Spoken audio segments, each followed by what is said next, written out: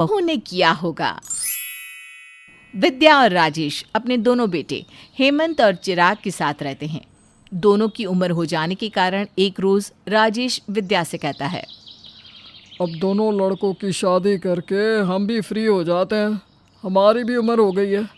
पता नहीं कब भगवान का बुलावा आ जाए, फिर हमारे बच्चों को कौन देखेगा। हाँ जी, बात तो सही है। अब देखिए अपने बेटों के लिए लड़की।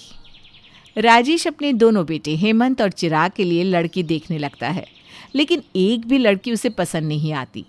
एक दिन राजेश शिव मंदिर में जाकर बैठ जाता है। हे भोलेनाथ, तूने मुझे सब कुछ दिया है, अब बहू भी दे देता। आज मैं तेरी चौखट से खाली हाथ नहीं जाऊंगा। राजेश जैसे ही मंदिर में माथा टेकता है, वैसे ही श्यामलाल का फोन आ जाता है और वो कहता है, मैंने सुना है आप अपने बेटों की शादी के लिए लड़की देख रहे हैं। देखिए, मेरी 2 बेटियां हैं, नीतू और आकांक्षा। मैं भी उनके लिए लड़का देख रहा हूँ। अरे फिर देर किस बात की, आज ही हम मिलते हैं। ठीक है जी, तो शाम को मिलते हैं। राजेश हाथ जोड़ते हुए कहता है, भगवान, तेरी लीला अपरंपार है। आज ये रिश्ता बस हो जाए, मेरी सारी चिंता दूर हो जाएगी। शाम में राजेश और विद्या श्यामलाल के घर जाते हैं और दोनों बेटों के लिए उनकी दोनों बेटियों को पसंद कर रिश्ता फाइनल कर लेते हैं। अब मैं निश्चिंत हो गया। मेरी दोनों बेटी एक ही घर में जा रही है, इससे अच्छी बात क्या हो सकती है। अगले महीने नीतू के साथ हेमंत और चिराग के साथ आकांक्षा की शादी हो जाती है और दोनों नीतू और आकांक्षा बहू बनकर विद्या के घर आ जाती हैं। आने के साथ ही दोनों बहन घर की जिम्मेदारी उठा लेती है। सुबह पहले दोनों उठकर घर की साफ सफाई कर नहा धोकर रसोई में लग जाती है और 8 बजते बजते नाश्ता बनाकर सबको दे देती है। आज तो इतनी जल्दी नाश्ता मिल गया। वही ना, नहीं तो 10 बजे से पहले कभी नाश्ता नहीं मिलता था। हाँ हाँ, अभी तक तो तुम दोनों भूखे ही रहते थे ना। ऐसा नहीं है माँ। हेमंत और चिराग की बातें सुनकर विद्या को बहुओं पर गुस्सा आने लगता है, लेकिन वो कुछ कहे बिना उठकर अपने कमरे में चली जाती है।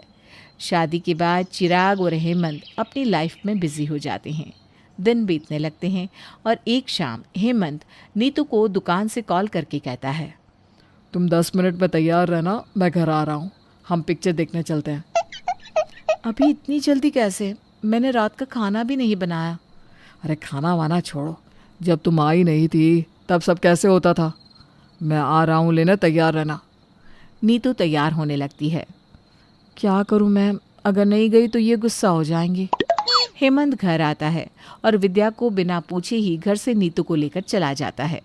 थोड़ी देर बाद चिराग भी अपने ऑफिस से आ जाता है और आकांक्षा से कहता है, मैं तो भूल ही गया था कि आज एक पार्टी में जाना है, झट से रेडी हो जाओ। अरे पर मम्मी से पूछ लेती हो ना एक बार, मैंने खाना भी नहीं बनाया रात का। अरे ये सब पूछा पूछी करने की कोई ज़रूरत नहीं है, इतना टाइम भी नहीं है। आज अगर तुम मेरे साथ नहीं गई तो तुम्हें अपने साथ मैं कभी नहीं ले जाऊंगा। हाँ ओफो, चल रही हूँ ना बाबा, दोपहर का खाना वैसे ही पड़ा है, मम्मी जी और पापा जी का हो जाएगा। आकांक्षा तैयार होकर चिराग के साथ पार्टी में चली जाती है। इधर जब राजेश दुकान से घर आता है तब विद्या बहुओं को आवाज़ देते हुए कहती है, नीतू चाय बना दो। आकांक्षा, मेरी दवाई का वक्त हो गया है, गर्म पानी के साथ दवाई दे देना। थोड़ी देर तक आवाज़ ना आने पर विद्या कमरे से बाहर आकर देखती है तो कोई भी घर में नहीं था। गुस्से में वो राजेश से कहती है, देखा जी आपने, दोनों ने आते ही मेरे बेटों को अपने वश में कर लिया। इनके आने के बाद से मेरे बेटे मुझे टाइम तक नहीं देते। सब बहुओं का किया धरा है। अरे ऐसा भी तो हो सकता है ना कि तुम्हारे बेटे ही बदल गए हो। मैं अपने बच्चों को जानती हूँ, ये सब नीतू और आकांक्षा का ही किया कराया है। अगले दिन विद्या की दवाई खत्म हो जाती है और वो नीतू से कहती है, बहू हेमंत से कह देना कि आते वक्त मेरी दवाइयाँ लेता आए। जी मम्मी जी। नीतू उसी वक्त हेमंत को फ़ोन करके दवाई लाने को कह देती है, लेकिन रात को हेमंत बिना दवाई घर आ जाता है। मम्मी जी की दवाइयाँ कहाँ हैं? ओह शिट, मैं तो भूल ही गया, कल पक्का ला दूंगा। नीतू जाकर विद्या से कह देती है और विद्या मन ही मन कहती है, मुझे सब पता है, ये सब तेरा किया धरा है बहू। तूने हेमंत से दवाई लाने को कहा ही नहीं होगा। अगले दिन विद्या की पड़ोसन उससे मिलने आती है। तेरी किस्मत बहुत अच्छी है विद्या, जो तुझे ऐसी बहू मिली है। क्या खाक अच्छी है? आते ही मेरे बेटों को मुझसे दूर कर दिया दोनों ने। कल मैंने अपनी दवाई के लिए कहा था, लेकिन मजाल है कि नीतू बोल दे हेमंत से कि मेरी दवाइयाँ नहीं है। ये सब ना बहू का किया धरा है। अरे ऐसा भी तो हो सकता है ना कि तेरे बेटे ही बदल गए हो। मेरे बेटे नहीं बदल सकते, मैं उन्हें अच्छे से जानती हूँ। इधर चिराग आकांक्षा से कहता है, ये हॉल का डिज़ाइनिंग चेंज करना होगा। सोफ़ा यहाँ से हटाकर कहीं और लगाते हैं। ये तो मम्मी जी का लगवाया हुआ है ना, वो गुस्सा करेंगी तो? अरे कुछ नहीं होगा, मम्मी को मैं देख लूँगा। आकांक्षा सोफा हटा देती है। जैसे ही विद्या सब कुछ देखती है तो चिल्लाते हुए कहती है, क्या है ये सब? हाँ, ये सब दोनों बहुओं का किया कराया है। जब से दोनों आई है, मेरे दोनों बेटे मुझसे दूर हो गए हैं। मम्मी जी ये मैंने इनके कहने से किया है, मैं सच कह रही हूँ। करती सब कुछ तुम दोनों हो और नाम मेरे बेटों का लगा देती हो। मेरे बेटे मुझसे बहुत प्यार करते हैं। सोफ़ा वापस हॉल में उसी जगह लग जाना चाहिए। जी मम्मी जी। आकांक्षा नीतू से कहती है, दीदी अब मैं क्या करूँ, तुम ही मेरी मदद करो। अरे सोफ़ा वापस हॉल में लगा देते हैं, आखिर मम्मी जी ही तो इस घर की बड़ी हैं। नीतू और आकांक्षा मिलकर हॉल में सोफ़ा वापस लगा देती हैं। रात को जब हेमंत और चिराग घर आते हैं तब सोफ़ा वापस हॉल में देखकर चिराग कहता है, ये सब क्या है आकांक्षा? ये सोफ़ा यहाँ वापस किसने लगा? सही में सोफ़ा घर के लुक को खराब कर रहा है, इसे हटाओ यहाँ से। देखिए हमने मम्मी जी के कहने पर सोफ़ा वापस यहाँ लगाया है। माँ भी ना गजब करती है कभी कभी, कुछ तो समझना चाहिए। ये सब विद्या सुन लेती है, उसकी आंखें भर आती है।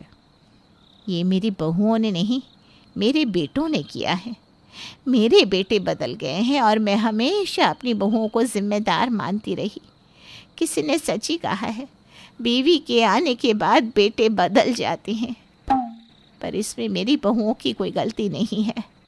मैंने तो तुमसे पहले ही कहा था कि सौभाग्य से ऐसी बहुएं मिलती है। जब अपने बेटों में ही कमी है तो तुम क्या कर सकती हो? उधर आकांक्षा कहती है, ये सोफ़ा मम्मी जी से पूछ कर ही हटेगा यहाँ से। इतने दिनों तक उन्हीं ने घर को चलाया है। आप लोगों के पास तो टाइम ही नहीं रहता। सोफ़ा यहाँ से हट तो जाएगा, लेकिन इसकी जगह कुछ और आ भी नहीं पाएगा। अब हम इस घर के मालिक हैं, माँ से क्या पूछना, वो बूढ़ी हो गई हैं। ये क्या कह रहे हैं आप?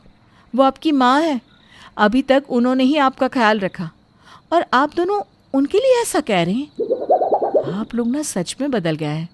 जिस माँ ने आपकी खुशी के लिए सब कुछ कुर्बान कर दिया, आप दोनों उसी माँ की इज्जत करना भूल गए। लेकिन मैं अपनी सासू माँ के साथ कुछ गलत नहीं होने दूंगी। इस घर में वही होगा जो मम्मी जी चाहेंगी। तभी वहाँ राकेश और विद्या आ जाते हैं। हेमंत और चिराग विद्या के पास जाकर माफ़ी मांगते हुए कहते हैं, माँ, शादी होते ही हम खुद को बहुत बड़ा समझने लगे थे। इन सब में हम ये भूल गए कि आपके बिना सब अधूरा है। बच्चे चाहे कितने भी बड़े हो जाए, माँ बाप के लिए हमेशा बच्चे ही रहते हैं। हमें माफ़ नहीं करोगी माँ?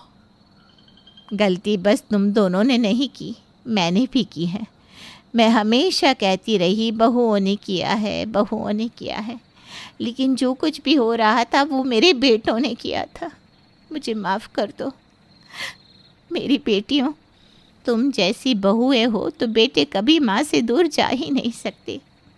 तभी राजेश कहता है, अब तुम्हारी माँ हमेशा कहेगी ये सब मेरे बेटों ने किया है। बीना जी। सब हंसने लगते हैं। नीतू और आकांक्षा के कारण चिराग और हेमंत वापस अपनी माँ के आंचल में आ जाते हैं।